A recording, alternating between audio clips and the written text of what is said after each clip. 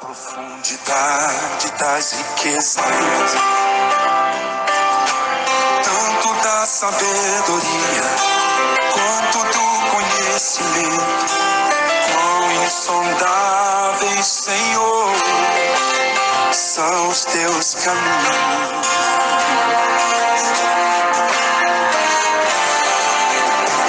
Quem conhece a mente desse Deus? Glória a Deus. Deus, muito obrigado, Senhor, porque o Senhor está entronizado, o Senhor está nas nossas vidas. O Senhor é a única razão do nosso viver, até porque foi o Senhor quem nos fez e que nos criou para a tua glória, para o teu louvor. Fale com o teu povo, Senhor, que a cidade aonde está a igreja, ela possa, Senhor, trazer a luz, a vida, a transformação e a vida eterna para cada família, para cada casa, homem, mulher, no nome do Senhor Jesus. Amém. Glória a Deus. Irmãos, hoje a gente vai trazer uma palavra que está em Lucas 22, versículo 32, que diz assim: Jesus disse: Eu, porém, roguei ou orei por ti, Pedro, para que a tua fé não desfaleça. Tu, pois, quando te converteres, fortaleça os teus irmãos. Amém. Jesus, ele conversa com Pedro, porque Pedro prometeu que não iria negar o Senhor Jesus.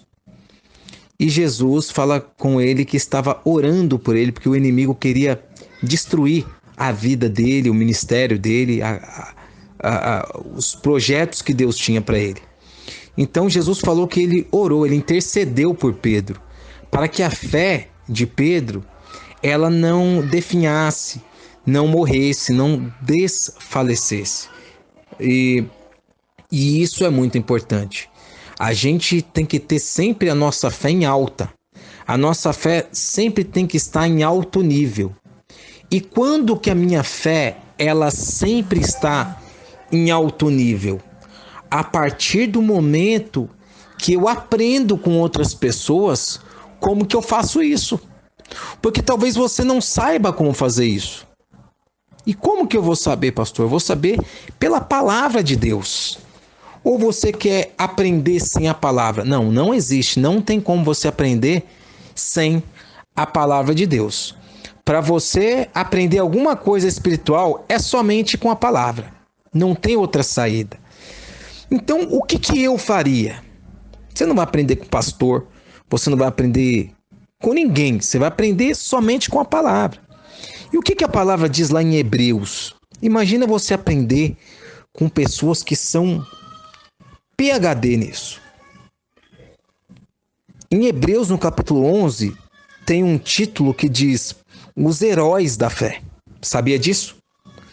Os Heróis da Fé. Depois você pode estar lendo o capítulo inteiro de Hebreus 11. E eles iniciam dizendo os exemplos da fé.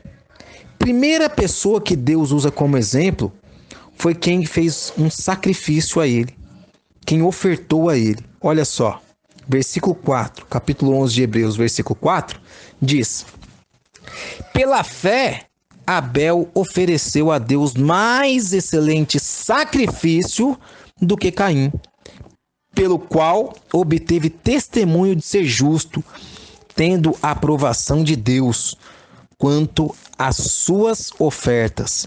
Por meio dela, também mesmo depois de morto, a oferta ainda falava. Olha que interessante. Primeira coisa dos heróis da fé, Deus, ele colocou, o Espírito Santo colocou como exemplo uma pessoa que ofertou. Talvez, né, aquela pessoa lá que não gosta, que odeia as ministrações de dízimo e oferta, odeia o pastor que ministra isso, então odeia também a palavra de Deus, as escrituras sagradas. Porque Deus, ele poderia ter começado com qualquer outra pessoa, mas Deus começou e iniciou com Abel. Com Abel. Porque Abel, ele ofereceu um sacrifício a Deus. Olha só, então para minha fé sempre estar em alta, eu preciso sacrificar a Deus.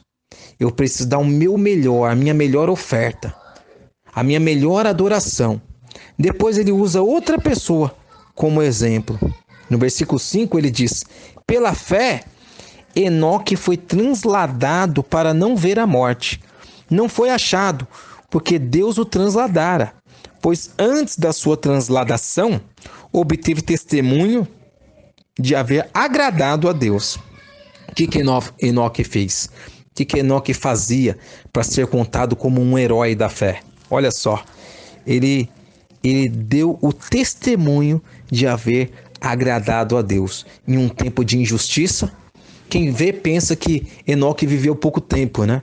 Não, ele viveu aí alguns anos, foi jovem, Deus o recolheu. Não, Enoque tinha esposa, Enoque tinha filhos, tinha trabalho, e nem por isso Enoque ele deixou de dar o melhor dele, de agradar a Deus, sendo um pai de família. Talvez alguns pensem assim: poxa, mas Deus é injusto, deixou a esposa dele viúva, deixou os filhos órfãos. Imagina a situação. Mas Deus falou assim: não, cara, eu amo tanto você tem sido um exemplo de fé, a sua fé está em alta, você tem me agradado, eu vou te recolher. E aí Deus, como a palavra diz que ele faz a ferida e ele cura, com certeza Deus confortou a esposa e os filhos. Mas eu tenho certeza que a esposa e os filhos ficaram muito felizes de ter sido gerado por alguém que agradava a Deus. Então, vai aí mais um exemplo de uma pessoa que agradou a Deus, mais uma pessoa que é exemplo de fé, que é um dos heróis da fé. Isso é magnífico. Terceira pessoa que Deus usa no versículo 7 para falar sobre exemplos de fé foi Noé. Pela fé, Noé, divinamente instruído acerca de acontecimentos que ainda não se viam, e sendo temente a Deus, aparelhou uma arca para a salvação de sua casa, pela qual condenou o mundo e se tornou herdeiro da justiça que vem da fé.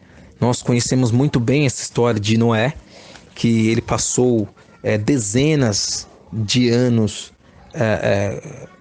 construindo aquela arca, e as pessoas davam risada dele, não é verdade? E divinamente, pela fé, ele construiu e poupou a casa, a família dele. Olha que interessante, né? Esse homem chamado Noé, ele mostrou a fé dele, que também estava em alta, fazendo aquela arca, acreditando que Deus ia vir com o juízo dele. Um dia, mais cedo ou mais tarde, Deus vai vir com um juízo sobre todas as pessoas. Você já viu aquele ditado, ou aquele provérbio, ou aquela palavra que Jesus Cristo disse, que tudo que o homem planta, ele colhe? Tudo que o homem planta, ele colhe. Um dia, o que a pessoa fez, ela vai colher. Ela vai colher. Então o povo colheu o quê? Dilúvio. Colheu morte. Mas o Noé não, ele colheu a fé. Por quê? Porque pela fé ele construiu aquela arca. Então, eu quero dizer para você, Jesus ele orou por Pedro para que a fé dele não sofresse nenhum dano. Eu me preocupo muito com jovens na igreja, porque nós sabemos que tem um ditado popular que diz que as crianças, os jovens são o futuro do Brasil, e também são da igreja. Também são da igreja, porque eles que farão a obra continuar e acontecer. Então nós temos que tomar muito cuidado para a gente não ser pedra de tropeço para esses jovens. E por que isso? Presta bem atenção. Jesus falou que se nós fôssemos pedra de tropeço para os pequeninos, ele falou isso com a criança no colo dele, para os pequeninos, ai, seria um escândalo. Então, assim, se Jesus falou isso, né, chamando atenção quando ele diz ai daquele que servir como pedra de escândalo para esses pequeninos. Então, eu me preocupo muito com a fé dos jovens, das pessoas mais novas. Por quê? Porque nós não podemos ser pedra de escândalo, porque eles vão levar o evangelho. É neles que nós acreditamos.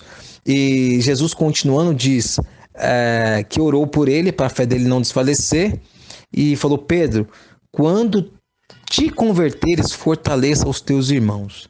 O significado da palavra conversão é mudança de rumo, de direção. Ou seja, logo nós entendemos que Deus quer que o seu povo se converta dos seus maus caminhos. Deus está querendo mudança de direção, Deus quer mudança de atitude, Deus quer mudança de pensamento, Deus quer mudança de vontade, de sentimento. Isso é fácil, meu irmão e minha irmã? Eu acredito que sim. Quando nós amamos a Deus, nós conseguimos fazer tudo. O apóstolo Paulo disse: o amor tudo crê, tudo espera e tudo suporta. Amém? Então, guarde essa palavra, medite nessa palavra de hoje, do culto de hoje, e eu tenho certeza que Deus vai fortalecer a sua fé. Deus vai fortalecer os seus passos, os seus caminhos. Amém? Não coloque nada como dificuldade para Deus fazer, para você fazer. Não faça isso. Não faça isso. Coloca como é fácil. Amém? Por que que é fácil? Porque você está com o Senhor. Amém? E tudo já deu certo. A Ele a glória.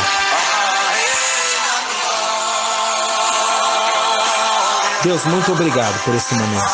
Eu abençoo todos que estão recebendo essa palavra, Senhor. Nós sabemos que a sua palavra nunca falha. Em nome do Senhor Jesus, dê sabedoria, dê discernimento, dê acolhimento para aquele que está precisando nesse momento. Amém.